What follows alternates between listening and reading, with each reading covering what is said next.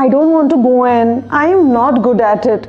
Your daughter just said that about the painting class, the thing she does every day at home, and you are standing there thinking, बेटा घर पे तो रोज drawing करती है. So you do what any parent would do. You try to fix it. Just try it once na. It will be fun. Don't be scared. And now she's crying in the hallway in front of everyone. You go home confused, frustrated, thinking what is wrong with her. But here's what you don't know yet. You didn't cause this moment, but you might be feeding the thing that did. This isn't just one kid. This is happening in your house right now, and you can't unsee it. Dance class, I look silly. Swimming, I am not good at it. Trying anything new, suddenly terrifying.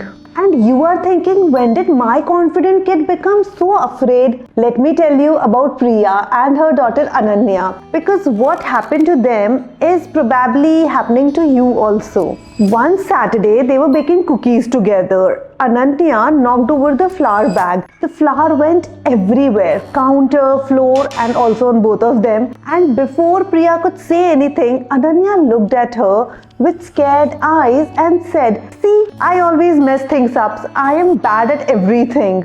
That's when it hit Priya. Her daughter wasn't being difficult. She was carrying something invisible, something Priya didn't even know she had helped create.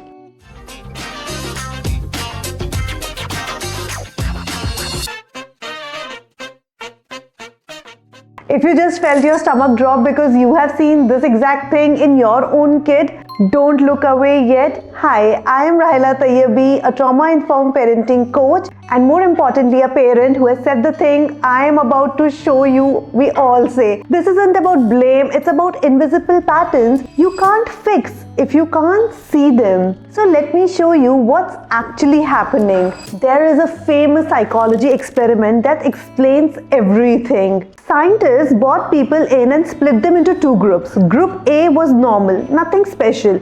Group B got fake scars put on their faces, professional makeup, real looking cuts and bruises. Then the scientists say, go and talk to people in the waiting room. We are studying social interactions. But here's the twist. Right before Group B walked out, the scientist said, wait, let us just touch up your makeup real quick. And they secretly wiped the scar completely off. But they didn't tell them. So these people walked into that room thinking, मेरे face पे एक बड़ा सा scar है, सब लोग मुझे देख रहे होंगे. And when everyone came back, the scientists asked, how did it go? Group A said, fine, it was normal and we had great conversations. But Group B, completely different story. People were staring at me. They looked uncomfortable talking to me. I could tell that they were judging me. लोग मेरी तरफ देख के मुंह फेर रहे थे. But remember, there was no scar on their face. It was only in their mind. And yet, it changed everything about how they experienced the world. So here's the big idea. If adults can carry invisible scars that change how they see everything, what about our kids?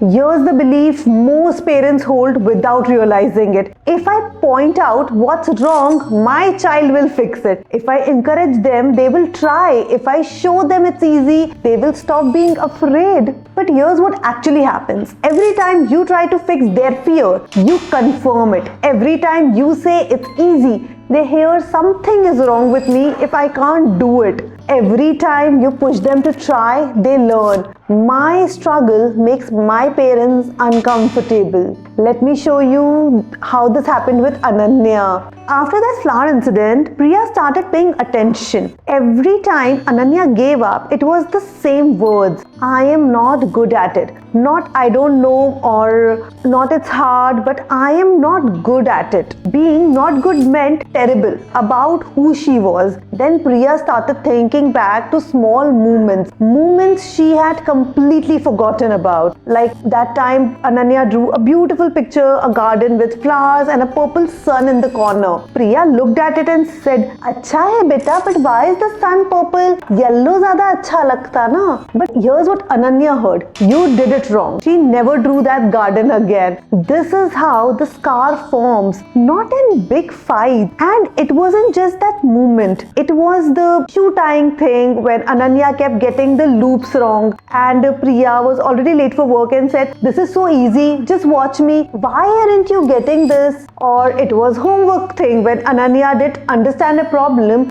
they had just done yesterday and Priya, who was exhausted, said, "We just did this yesterday. Are you even listening to me? None of them are big. All of them add up easily. Why still you can't do it?" And here's the part that's very hard to hear. Priya thought she was helping. She was teaching Ananya to do better, to try harder, to not give up. But what she was actually teaching her was, "Your mistakes upset me. Your struggle is inconvenient for me. And when you're not good at something, it reflects badly on me." Priya didn't mean that, but that's what Ananya learned. And if you are feeling defensive right now, if you are thinking, "That's not what I meant either," I believe you. But kids don't learn from what we mean. They learn from what we make them feel. So what did Priya do? She didn't have a plan. She just started doing one thing differently. When Ananya said, "I am not good at drawing," Priya didn't jump in with, "No, you are great." She sat down and said, "Tell me why you think that." Everything came pouring out. The teacher who never put her drawings on the wall, her best friend who could draw perfect cat, the brother who laughed at her drawings, and Priya just listened. She didn't defend, she didn't try to fix, she didn't say, "You are wrong to feel that way." She said, "That sounds really hard. I'm so sorry you have been feeling this way." That's it.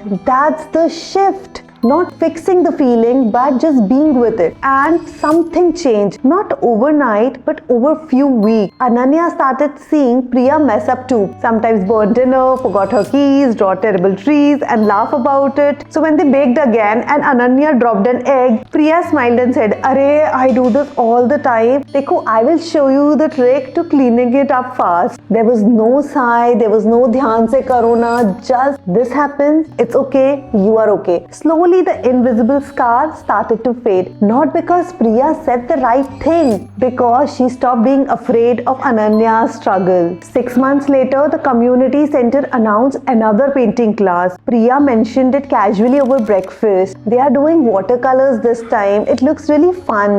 And Ananya, without looking up from her cereal, said, "Can I try it too, Mama?" At the classroom door, Ananya hesitated again. "Mama, what if I'm not good at it?" Priya told her. "Then you will not be good at it. And that's completely okay. You are trying something new. That's the brave part." Ananya took a deep breath and walked in. When the class ended, she came running out with a painting in her hands. It was messy. Colors were bleeding into each other. Definitely not perfect, but Ananya's smile was huge. "Mama, dekho, I made this and I had so much fun." Priya hung it on the fridge that evening. That night, she heard Ananya in her room singing softly while she drew. Not because she suddenly became good at art, because she felt safe being a beginner. Here's what I want you to remember. The world doesn't break our kids. The things they believe about themselves do. And we, without meaning to, sometimes help create those beliefs. We can also heal them, not by telling that they are perfect, but by loving them even when they are not by protecting them from failing, but by being there when they fail, not by pushing them to try, but by making it safe to try. This week, pay attention. Notice जब आप compare करते हो. Notice when you rush to fix instead of just listening. Notice when you accidentally make mistakes which feel scary instead of normal. And then try something different. Because you are not just raising a child, you are creating the voice they will hear in their head for the rest of their lives. And please make it a kind voice, make it a brave voice, make it a voice that says you are safe, you are loved, और तुम बिल्कुल ठीक हो, exactly as you are. That changes everything. What invisible scar are you starting to see in your own kid? Leave a comment. Sometimes just naming it is the first step.